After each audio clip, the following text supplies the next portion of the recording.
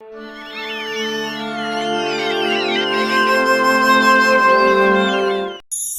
जा नालायक, सुबह के 8 बजने को है।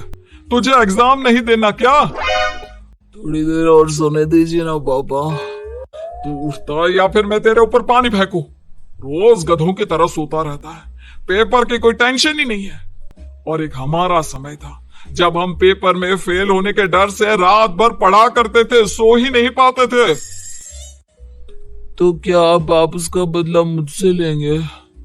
मैं 15 मिनट बाद उठ जाऊंगा, आप प्लीज जाइए, मुझे डिस्टर्ब मत कीजिए।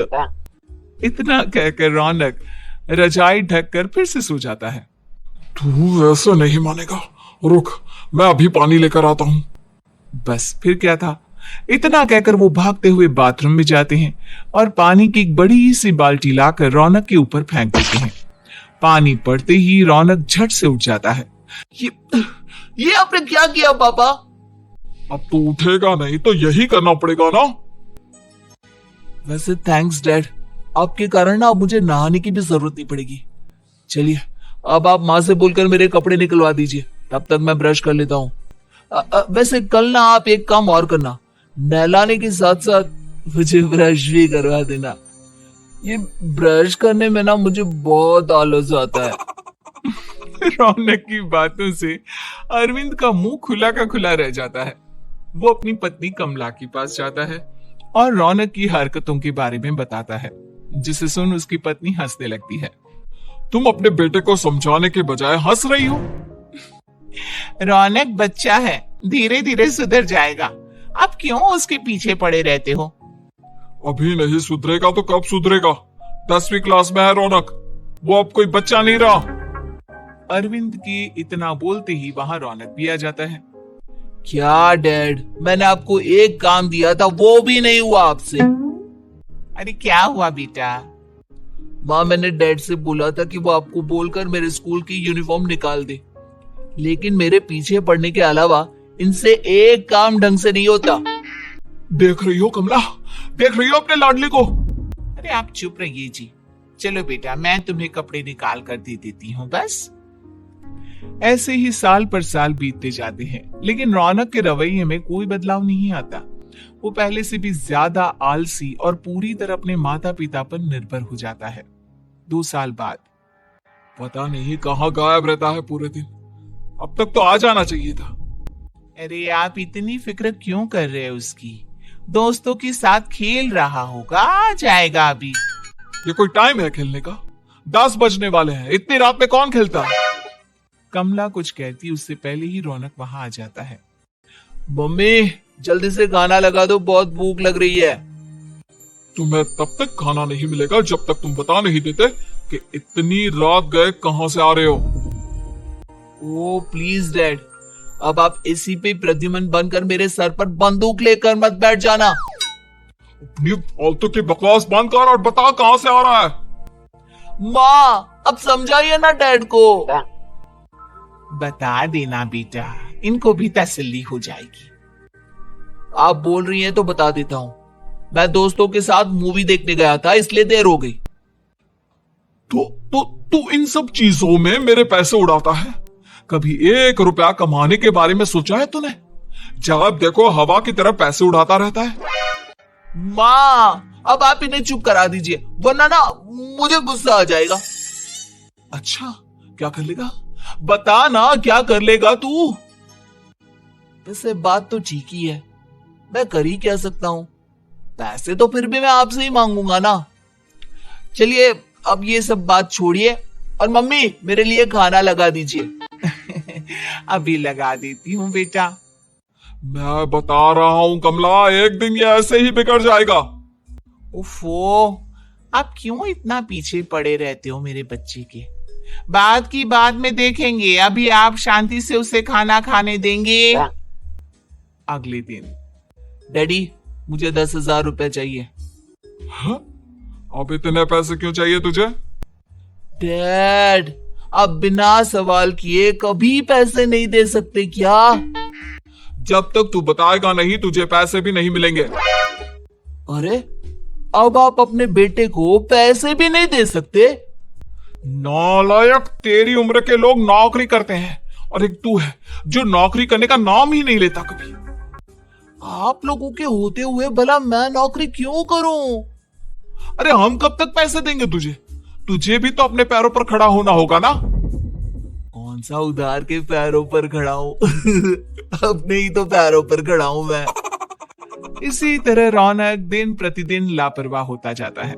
उसकी लापरवाही को देखते हुए अरविंद और कमला अपने बेटे की शादी कराने का फैसला लेते हैं और 1 महीने के अंदर अंदर ही रौनक की शादी मेघा नाम की लड़की से करा देते हैं। शादी के कुछ दिन बाद, रौनक, मुझे एक अच्छी सी साड़ी चाहिए, आप ला दोगे ना? हाँ, क्यों नहीं। कितने तक की आती है साड़ी? यही करीब 5,000 तक की। तुम चिंता मत करो, मैं आज ही डैडी से पैसे मांगकर तुम्हारे लिए साड़ी ले आऊंगा।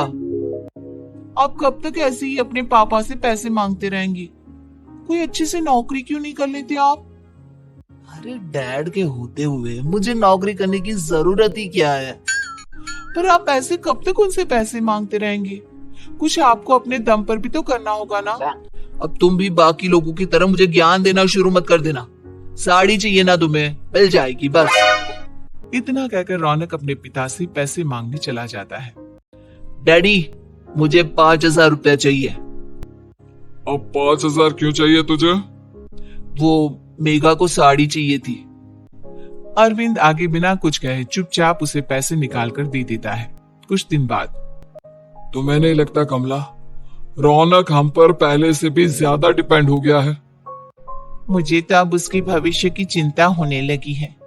कल को हमें कुछ हो गया तो वो क्या करेगा? काश तुमने पहले ये सोच लिया होता तो आज हमारा बेटा इतना लापरवाह नहीं होता। तब मुझे कहाँ पता था कि मेरा लाड प्यार उसे इतना बिगाड़ देगा कि वो इस हद तक लापरवाह बन जाएगा। कोई बात नहीं, अभी भी देर नहीं हुई। मुझे पता है उसे कैसे सुधारा जा सकता है। कैसे? अरविंद कुछ कहता उससे पहले रौनक वहां आ जाता है और पैसों के लिए हाथ फैलाने लगता है।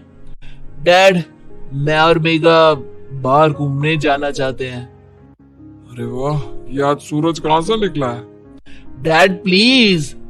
अच्छा चलो अब मुद्दे की बात करो। मुझे अब 25,000 चाहिए। अब तुम्हें 1 रुपया भी नहीं मिलने वाला। अगर तुम्हें पैसों की इतनी ही जरूरत है तो कोई ढंग की नौकरी कर लो। मम्मी, आप कुछ कहिए ना डैड को। बेटा, वो गलत क्या बोल रहे हैं? ये सब हम तेरे भले के लिए ही तो कर रहे हैं। मम्मा, मैंने बताया ना आपको, मुझे नहीं करनी कोई जॉब वॉब। तो ठीक है, निकल जाओ हमारे घर से। तुम्हारे जैसे लोगों के लिए मैंने ये घर खड़ा नहीं किया है। जितना ये घर आपका है ना, उतना ही मेरा भी है। मैं कहीं नहीं जाने वाला। जाना तो पड़ेगा ही तुझे, क्योंकि अब मैं तेरा कोई भी खर्चा नहीं उठाने वाला। ठीक है, मत उठाइए मेरा खर्चा, मैं अपने दम पर भी जी सकता हूँ।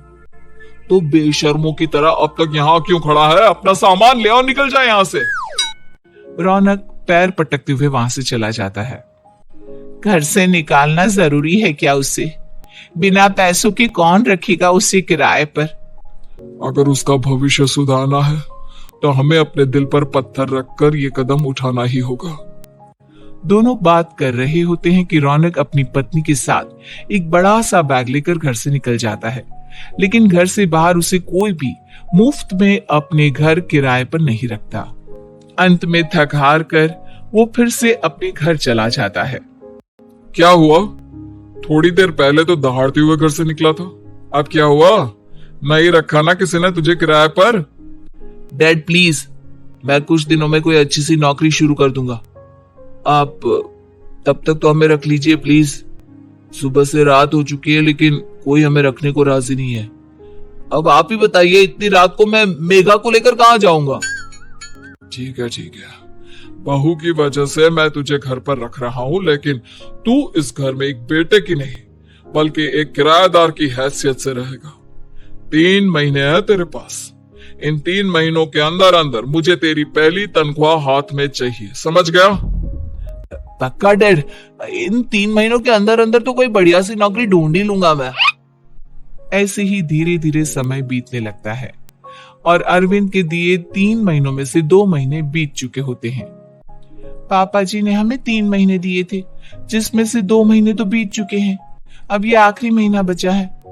अरे तुम चिंता मत करो, आज मेरा ना 2 जगह इंटरव्यू है, दोनों में से कहीं ना कहीं तो जॉब लग ही जाएगी। अच्छा, all the best. Raunak interview के लिए निकल जाता है, जिसके बाद शाम में रौनक घर आता है। कैसा गया इंटरव्यू? आपकी नौकरी लगी या नहीं? अरे पहले सांस तो ले लेने दो अच्छे से। बताइए ना, मुझसे तो जरा भी इंतजार नहीं हो रहा है।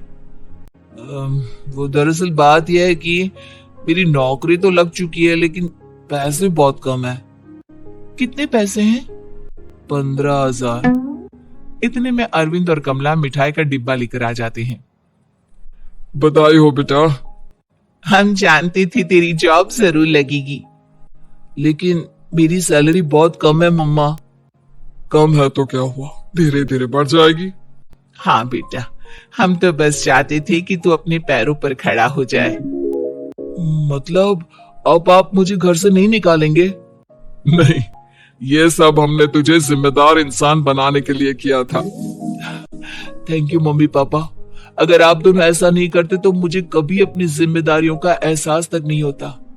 आज आपने मुझे सिखा दिया कि इंसान का अपने पैरों पर खड़ा होना भी जरूरी होता है।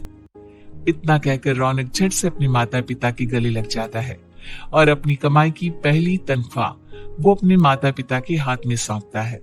इस तरह रौनक एक गैर जिम्मेदार व्यक्ति से एक जिम्मेदार व्यक्ति बन जाता है।